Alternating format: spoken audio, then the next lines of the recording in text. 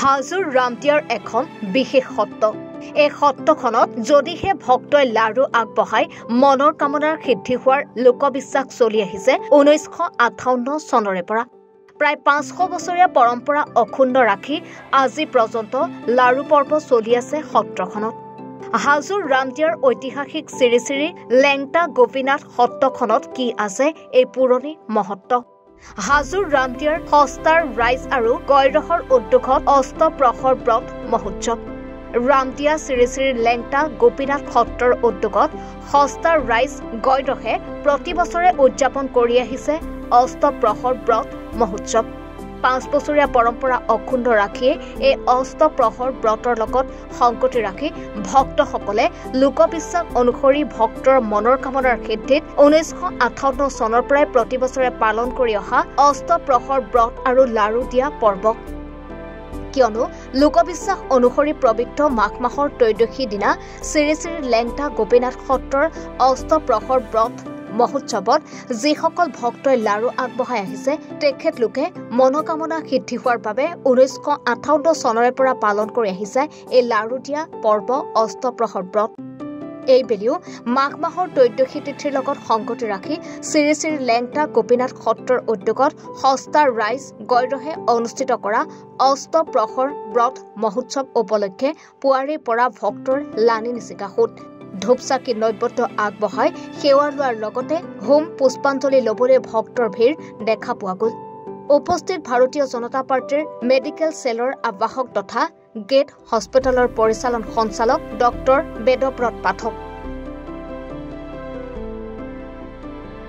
খুব এটা ডাঙৰ উৎসৱ আজি এই লেংটা মহোৎসৱৰ উৎসৱত আমি যিটো এটা লাৰু পৰ্ব ৰখা গৈছে 50,000 লাৰু কালি ৰাতি বিতৰণ হ'ব।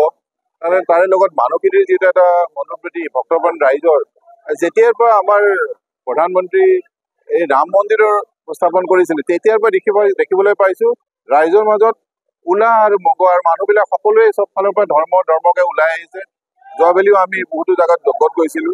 চব জেগাতে এটা খুব সুন্দৰ পৰিৱেশ আৰু ইয়াৰ লগতে আমি ক'ব খুজিছো যে আমি ভাৰতীয় জনতা পাৰ্টীৰ আমাৰ 27 বছৰৰ পিছত যেতিয়া দিল্লীত আমি চৰকাৰ বনাব পাৰিছো। যোৱাকালিও আমি তেনেকে বিজয় উৎসৱ পালন কৰিছো। সকলোতে লাৰু পায়স বিতৰণ কৰিছো। কালি মাধৱ মন্দিৰতো দিয়া গৈছে। এনেকে চব ফালে এটা জয় পৰিৱেশ এটা দেখা গৈছে আৰু যিটো এটা অধপতন যিটো এটা অহংকাৰ কেজৰিৱালৰ আছিল এটা অহংকাৰ পতন কৰি প্ৰধানমন্ত্ৰী ডাঙৰীয়াই দিল্লীত আমাৰ এখন নতুন চৰকাৰ বনাব কাৰণে সক্ষম হৈছে। তাৰ বাবে আমি সকলোৱে ধন্যবাদ। আমি সকলোৱে ৰাইজৰ ওপৰত আমি ধন্যবাদ। আমি সকলোৱে ৰাইজৰ হৈ কাম কৰি যাম বুলি আমি আস্থা আছে আৰু এই আজি যিটো এটা ধৰ্মপ্ৰাণ পৰিৱেশ এটা আমি পাইছো মানুহৰ মাজত যিটো ভক্তি পৰিৱেশ দেখিছো খুবেই ভাল লাগিছে।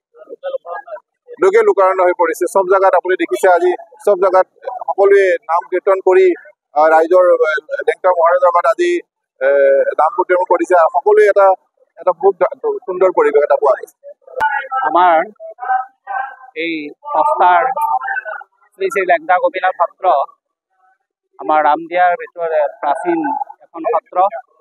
প্ৰায় 500 বছৰৰ আগৰ পৰা এই সত্ৰখনৰ আমাৰ এই অষ্টপ্ৰহৰ ব্ৰতৰ উৎসৱটো চলি আছে আৰু এই উৎসৱত আমাৰ 1958 চনৰ পৰাই এই লাৰু দিয়া এই নামৰ প্ৰথা এটা আছে। ইয়াতে অসমৰ বিখ্যাত পাঠকৰ মানে খেলনাম হয়। ইয়াত প্ৰায় 2-3 ধৰা নাম থাকেই প্ৰতি বছৰে। বহুত ভক্তৰ সমাগম হয়।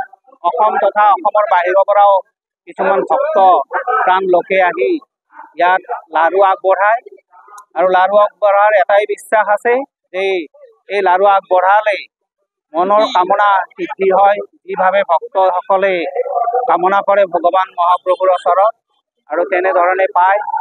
এই বিশ্বাসেৰে আজিলৈকে সুন্দৰভাৱে মানে ইয়াত এই নাম পৰিচালনা হৈ আছে এই ব্ৰত।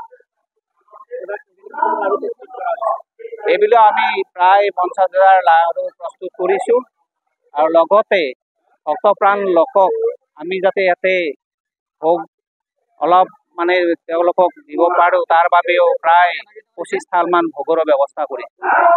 এই অনুষ্ঠানটো আমাৰ সস্তাৰ গাঁও এইখন ৰামদিয়া মৌজাৰ বৃহত্তৰ অঞ্চলৰ এখন ডাঙৰ গাঁও। লাৰুৰ মাহাত্ম্য এইটোৱেই যে এইখন সত্ৰ বহুত পুৰণি সত্ৰ আৰু সকলো এটা জনবিশ্বাস আৰু সকলো ইয়াত মানে ফল পাইছে যি কামনা কৰি ইয়াত সেৱা আগবঢ়ায় সেইমতে পায় বহুতে ভোগো আগবঢ়ায় কিন্তু আমাৰ মাঘ মাহৰ ত্ৰয়োদশী তিথিৰ দিনা শুক্লা ত্ৰয়োদশী তিথিৰ দিনা মানে এই ব্ৰতটো অষ্টপ্ৰহৰ ব্ৰত পালন কৰা হয় আগদিনাখন প্ৰায় ৰাতিপুৱা 5:30 বজামানৰ পৰা এই উৎসৱ আৰম্ভ হয় আৰু পিছদিনাখন 5:30 বজালৈকে এই উৎসৱটো পালন কৰা হয় আৰু যিবিলাক ভক্তই ইয়াত মানে ভোগ আৰু লাৰু আগবঢ়ায় তেওঁলোকে যি কামনা কৰে সেই কামনা সিদ্ধি হয় বুলি বিশ্বাস হাজোৰ পৰা মৃদুল মজুমদাৰৰ ৰিপৰ্ট এনি ভাৰত 24